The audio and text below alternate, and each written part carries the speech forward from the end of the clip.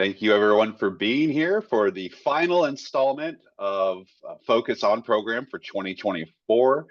Just so happy to have today's guest. I'm glad she said yes when I asked her to join us for this episode. Focus On Frankfort City Library. Thank you, and help me welcome Library Director Charlene Hedges to our program this month. Welcome, Charlene. Thank you.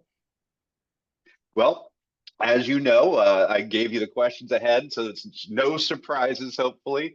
But as you know, I like to start with just kind of getting to know who our guest is. Could you tell us a little bit about yourself and maybe your path to and through librarianship? Sure. Well, I'm actually not native Kansan. I come from California. That's where I was born. I went to college out there, found my way out to Kansas. And actually, where Miss Macy is, that is where I started my lovely library career. She is sitting over in the director's chair now, but the previous director, Darcy, she took, oh, what is that noise? Sorry. She took a chance on me and hired me as their marketing manager and yeah, I see you nodding your head, their marketing manager and their team manager.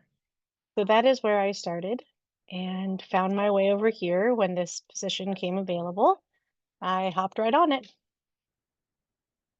So some of that's starting to make sense, the marketing manager, because I see it, and we'll probably end up talking more about that. So yeah, thanks for that introduction. Again, we're so excited to have you here. So you're kind of maybe it sounds like a little new somewhat to your city. What can you tell us about Frankfort City? I didn't know where it was, but now I know where to find it. Yeah, little old Frankfurt. It's funny that you mentioned that because when I lived in Walmago, I had lived there for about a year. And when I met my husband, he said, I live over in Frankfurt. And I said, I have no idea where that is, not one place. So it's located over here in Marshall County, literally 40 minutes up Highway 99 straight from Walmago. And, I think we're reaching maybe close to 800 population, maybe around the 750. So we're very small, we're rural. We have the one school which has elementary, middle school, and high school. Go Wildcats. We're going to our semis on Friday night against Axtell. That's But yeah, awesome. We love I Axtell too around here, but yeah. that's very cool. Congratulations to your town for that. Yeah, so it's great. It's just, it's in Marshall County. We have Vermillion, which is really close, which is another small town, and that's where some of our preschoolers and kinder prep kids go. And, we have Blue Rapids close to us, and of course, Marysville is our hub. So we love Mandy over in Marysville, wherever she is. Right? And she was our guest last month. So thanks a lot, Mandy. Hopefully she's catching up with the recording here. And you were also, what I was surprised is you were right down the street, if you will, from Centralia, one of our member libraries. So that gave me a real good sense of where you were in Kansas. Yeah, people ask me a lot, where's Frankfurt? And I just said, if you just go up Highway 99, you will literally run into our town.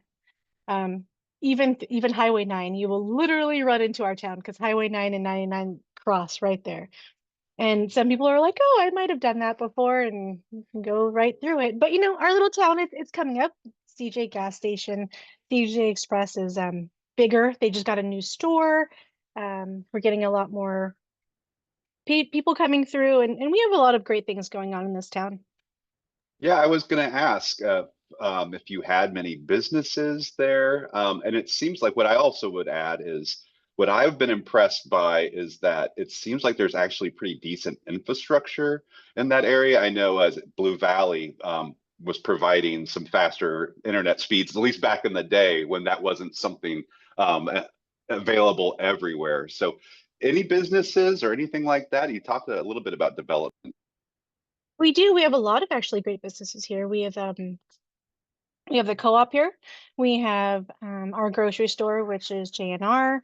We have CJ Express. We did have the famous Elsie Grace's, which is right on the corner, but unfortunately she had retired. But now we actually have a new store that just popped up this month, which is called the Bargain Vault.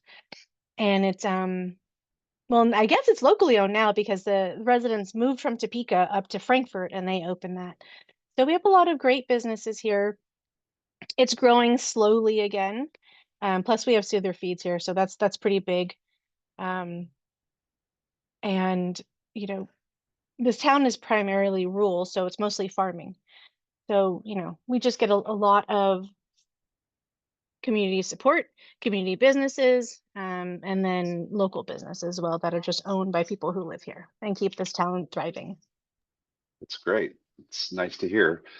So let's come back to the library a little bit. Can you give us an idea just about how you operate? So that could be the hours that you're open, how you're staffed, your board, and maybe any interaction with you have with your city as the library for your community. Absolutely. So, the one thing when I first applied for this job, I made sure to let the board know that I believe the library of any town is like the hub. It's where everybody comes, and that's exactly what this library is. Our town city council, they are great. They don't interfere. I've never had any issues with them, which I think, is a godsend to libraries. I know some libraries do have some friction, but I have the full support. I mean, our mayor is literally my neighbor, like across the street, and the rest of the council are, they use library services. They work in town. Their families are teachers. It's very close knit, I want to say. My library by itself, though, I'm the staff. Hey, it's just me. I did have a sub. Her name was Alice Jones. She was the previous librarian or director 2 librarians ago. So she was great, but she's kind of stepped away from that. And I don't blame her. She's retired. She wants to travel. She wants to do stuff with her Bible study. Like, go live. You've given a lot to this library. Now it's time to enjoy your time. So she pops in every once in a while to say hi, and she also uses our services here. Our It's board, we only have 7 board members. It's great. They range, some have been on the board for a very long time. We have some new board members. And what's great is that they all use the library in different ways. As in right now, my board president, who's over there, but she probably doesn't want to come on camera. She is looking after the library for me while I'm able to do this. If I can't be here, if I need to be somewhere else, she gives up her time to make sure that those library stays open for all of our patrons. And then a couple of our other board members do that as well. great. That's excellent. And hello to your board member there, and thank you for watching the desk so that we can borrow Charlene and celebrate with her a little bit. So thank you for all that information. Um, so let's talk a little bit about your library kind of space itself. If we were to visit, uh, what would we see? You would see a rectangle. We are actually located in, I believe, the grocery store that was here a long time ago. So the city acquired that building. We are only about 3,300 square feet, and that is it. There used to be an upstairs, which I wish we could utilize, and then I wish we don't because I've heard of elevator menageries, and I just don't really want to deal with that. But we do really well with our space. We turn the back area into a teen area, which is like a welcoming area. Anyone is welcome back there. There's a TV, there's a gaming center. We have a small young adult area, which is where the books are, and there's a couch, and that's where the movie screen comes down for movie days. So we have this huge wall, and a lot of floor space there. We have a community puzzle. I like to kind of highlight this puzzle because since I started working here, patrons are allowed to come in, work on this puzzle that is there, and it's like a Kodak puzzle or something. And I don't know, these things are ginormous. But once all of them are done, I think it's like 30 feet or something. So they've been vigorously working on all these puzzles. And it's great because kids come back there, parents come back there when their kids are hanging out in the library. And then we just have our regular stacks. And then we have our children's area, which is nicely separated. We have our two little children's computers back there with this awesome caterpillar. It's a sensory caterpillar. I really wanted to enhance our sensory objects for our kids, especially our little ones. And I've got nothing but praise because when you have multi-aged families come in and the moms are just like, oh, that is a godsend. My little one can just stand there and, play with sensory toys against the wall, and the other one can, they're happy, which is great. And then I have my little son too, who I bring over there, and we just they're in knickknack, and it's great. Well, I love a good community puzzle. I always think that's so cool to see. And usually it's at smaller libraries, but it just seems like a great little community activity. But what I wanted to ask about, well, it was about the space. And first I'd say is it sounds like you keep it very flexible. Um, Even though you maybe have tight quarters, it sounds like you're all about multi-use.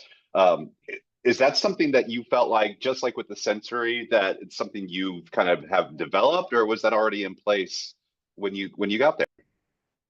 No, it wasn't really in place. Unfortunately, when I came in, the previous director, um, she had COVID to deal with. So there wasn't a lot of programming space available because, no one was really allowed to come in or big groups weren't able to come in. When we kind of got over that hump, I realized that we really needed to utilize as much space as possible. I wasn't expecting the amount of patrons and and kiddos coming in at all. If you can kind of see that the picture there. That's a little children's librarian. I don't know if you can see the little caterpillar in the back. But I was able to get some removable tables and, we utilize that space. We utilize the teen space. We even have to cover up the puzzle sometimes because it's on a really big table, but, we cover that up nicely so the kids don't mess that up so we can use that space.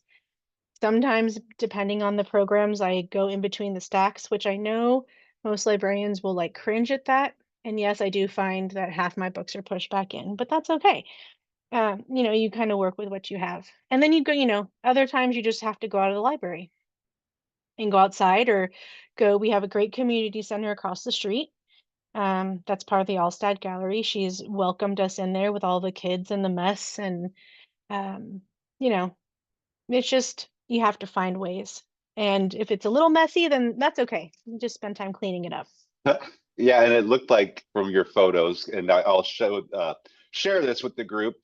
As I mentioned, or she mentioned, she's done marketing work, and so I feel like if you want to see somebody who's working on their social media game, you could definitely check out Frankfurt City to kind of see the different things that they're posting because there's a large variety of things. It's not what I'm seeing. I'm seeing lots of different types of engagement that you're offering people. But there is outside time for sure, which all of our libraries, I think embrace that when they can with our crazy weather. But that was really interesting to hear about the community space as well, that you're Yeah. being able to take advantage of that. Before we move on away from space, the physical space of the library or the outdoor space, do you have any kind of long-term goals for how you use your outdoor and indoor spaces that you have? Actually, the my board president and I were talking about it, and she said if there's one thing that we could really focus on in the coming years, what could it be? And I I keep saying, well, I would love a bigger library. I mean, what librarian doesn't want a bigger library? More programming space, more books, more shelves, more stacks. But I have to be realistic for like our town and our space. And I don't think the city owns any other buildings that I could occupy right now, or else I would be probably begging at every single city council meeting if I can. But I think it's really focusing on, just enhancing what I have here. I mean, that's really it. I have to make sure that I move things around. I get new products in, new tables, new furniture, things that I can move, things that I can break down. And that's really like the main focus is being able to sustain the amount of patrons that I have now. And that's really my only focus. I mean, I wish I could say, I want to get the building next door and I want to take Jonathan's building next door and I want to make this amazing building and make it into this perfect library that everyone can come to. But unfortunately, that's just not realistic. Well, it's good to be guided by kind of both sides of your brain, I suppose, of the things that those big picture things, but also knowing what's right size and sustainable, as you point that out. Um, so, love to talk about library programs or services, and probably we'll start, if you don't mind, with some of the things that you offer for families and uh, young adults and children. So I've got a couple slides and pictures, so feel free to reference these if you will, and if you want me to advance to that next one at any point, let me know. But yeah, what can you tell us about what's going on? What do we do at the library?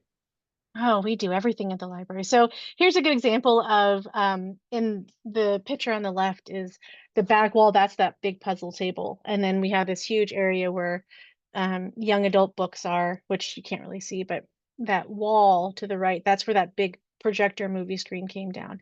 And it was great. I was given that projector screen and a projector from our community foundation here in Frankfurt. They wanted to donate to something and they did a couple story walks, but they said, "Hey, what do you need in the library? What can we help you with?" And I said, "Well, I really need a bigger area to screen our movies because during the summer, we have movie Mondays. When there's no school, we have no school movies. And kids just love movies. And then you throw popcorn in there and, it's even better. And then you get the parents to come in and they'll sit, and watch the movie. And then it turns into like this rolling thing and starting to get, middle grade and teens in there, which is great because they're wanting to do their own movie nights. But I really need that space. And so that's what that space is utilized for. But as you can tell, it's also utilized for Cookie Bookie Club, which is 50 to 60 small kids between the ages of 3 and 5. Miss Allie, which is right down in the very corner of the right-hand screen. She is the administrator of Parents with Teachers for Vermilion.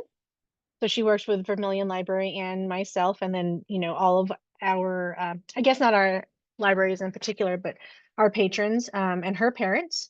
And that is what we have. We have a nice little, well, I shouldn't say little, it's a pretty big collaboration between both of us and doing Cookie Bookie Club. I do story time and I do my songs. She brings the cookies and she brings the activity, and our kids just, go at it and have a really good time. And then on the right hand side, that is summer reading. One thing I really love about being the director here is that I really get to be involved. Like I'm not just reading the stories, sitting behind the desks, um, making sure things are moving seriously, but instead I am getting to squeeze water balls on a couple of my kiddos. And then my son is also there, so he's really excited that he's getting to squirt me, and parents are there, and they also, we just all partake. And that's great. I'm not just stuck in one position. I get to do it all.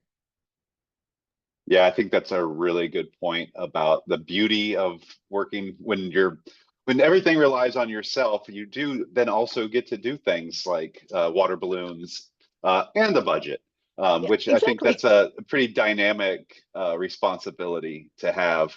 Uh, you mentioned the story walk that you guys do, and I thought people might be interested in kind of your takes that you've put on story walks that I don't always see, and I've seen a lot of story walks since 2020 come and go. But what I wanted to point out was that this month your story walk book was How Do You Hug a Porcupine? So you purposefully tied it in to Kansas Reads to preschoolers, which I thought was a really great way to kind of build some energy for that program. What I also saw that I don't believe I've seen before is that you're looking for sponsors or partnerships for every month. It sounds like you have a different story walk, right? And then, Absolutely. and you have a different sponsor, then at least that's the goal for each one of these months, where they get a little advertising and marketing by putting their information, but then they're also donating some funds as well. Is that right? Do Correct. I have that right? You do. So actually, the one thing that I think most librarians live by is not reinventing the wheel. because, things have to move fast and you have to do it. So over in Walmago, when they did their beautiful story walk around the walking area, they also started getting sponsors. I mean, it might be a little more than, what I'm asking my sponsors to do, but it's a great way for that community. So, of course, me coming from Walmago, when I came here, I started the story walk. And for, I think, the first 3 months or so, um, it's just really expensive. You have to buy basically 3 books. You have to buy all the supplies. Mine is not a permanent story walk. So, I have to buy all the supplies to change everything out. And so I said, you know what? I'm gonna kind of see if people around here want to sponsor this, and it's not, I made sure to let our patrons know that if they're sponsoring something, the library is not making any money. They are literally paying for the supplies for the community for this story walk. And I think within 3 or 4 months, my whole year was filled up. And then my year for next year is almost half filled up, and people are waiting, till January. Hey, I need to bring my check in. And I said, well, I just wait. I don't want my funds messed up. Like, just wait till January. I have you down. But they want to be a part. They want to show that they're a part, and it's great. I mean, even my mom, who's also here in Frankfurt with me, she makes sure that she gets every May. She's the first one because literally she wakes up with her form and her check in her hand in my face and says, I want May because both of my sons were born in May. So that is, her way of saying happy birthday, and we do a fun book with that. And then I have other patrons who literally walk across their lawn and knock on my door and say, hey, this is the month I want because, so and so, or a text message or anything like that. So it's great to see that there are so many people and businesses um, who want to be a part of even just something small, but that's providing um, great exercise while reading these wonderful, funny books, because they're not just like, 20 sentences books. These are great, funny books that you can sit around and read and then, move on to the next one. But, they're also promoting literacy, which is what libraries, that is our goal, is to promote literacy in any way, shape, or form.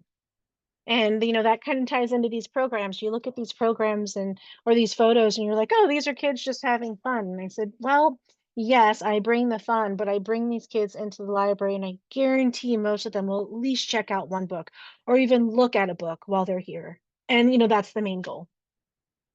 That's awesome. Great to hear that. We have a few more pictures of some wizarding going on with your kiddos. Um, Yes. and then you also have adult programming too.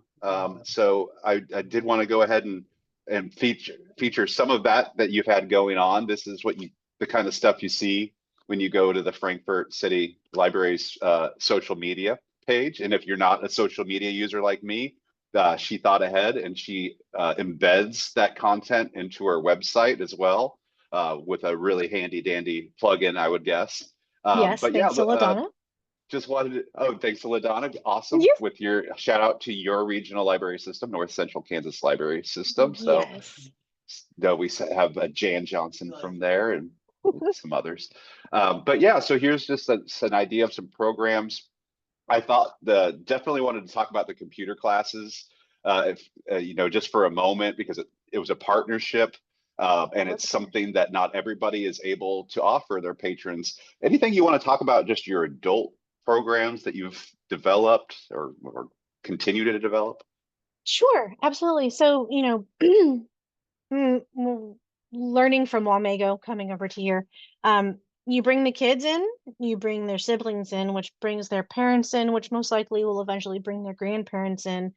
So that was kind of my focus coming here. And that was one thing that was really important to the board when they asked me, what are your plans to bring the kids back to the library? Because I think they kind of had the same idea. Kids bring parents, bring, siblings, such as that.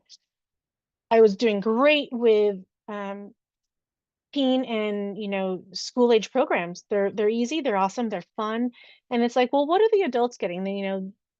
Let's see what we can do for the adults. Well, Rosie Bossy, I mean, she just lives over in Onega, which is great, and I can never keep her books in here. And I think it was not this last book, but the book before. She, that's when it was, hey, do you want to do an author visit? And again, I really did not know much about adult programming. In fact, Kelly Norberg, she's the adult services manager in Walmago. She's the one who kind of got me introduced into adult programming. I would go and help her out with some of her adult programming, and I was like, hey, I can do that here too, you know.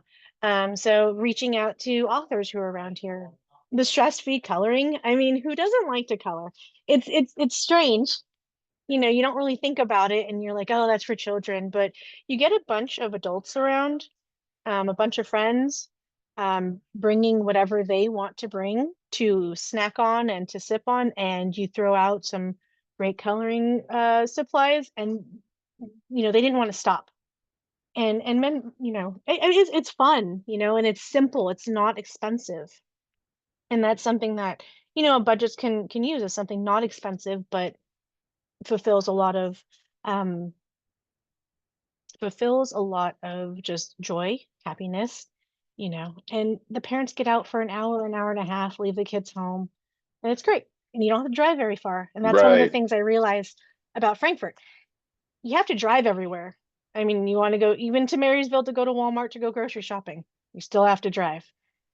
We do have our small grocery store here, but they don't have everything. And I don't expect them to have everything. So bring everything we can to Frankfurt along with the computer classes, thanks to Mandy. She reached out to me. She received a dot grant, and she said, hey, do you have patrons who, want to learn about computers, just anything? And I said, I do. I've had some patrons come in and say, hey, can you help me on the computer? Can you do this? Can you do that? And I kept them in mind. And when Mandy, sent me this, and I said, yep, I have some. And it was great. Lynn came and set everything up. She chit chatted with them for, I think they went overtime actually, just by a little bit, but I don't mind.